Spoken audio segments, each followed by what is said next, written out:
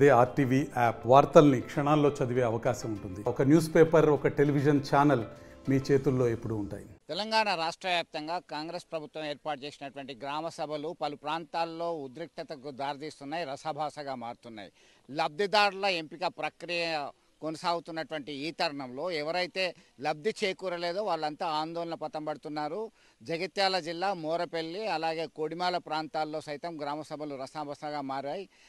మానకొండూరు నియోజకవర్గం వేగురుపల్లిలో సైతం ఇదే పరిస్థితి, పెద్దపల్లిలో సైతం ఇదే పరిస్థితి. పలు ప్రాంతాల్లో అందరూ అర్హులమైనటువంటి మాకు పథకాలు ఎందుకు చేకూరవని ప్రశ్నిస్తున్నటువంటి పరిస్థితి ఇటు ప్రజాప్రతినిధులకు అధికారులకి తలనొప్పిగా మారిందని చెప్పుకోవచ్చు. మొత్తం మీద లబ్ధిదారులందరికీ మనకి ప్రయోజనాలు కలుగుతాయి.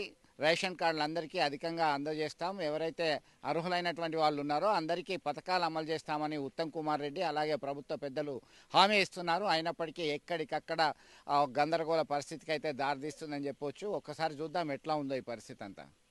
మరిన్ని వీడియోస్ కోసం ఛానల్ ని సబ్స్క్రైబ్ చేయండి. లేటెస్ట్ అప్డేట్స్ కోసం వాట్సాప్ ఛానల్ ని ఫాలో చేయండి. అండ్ లింక్ డిస్క్రిప్షన్ లో ఉంది.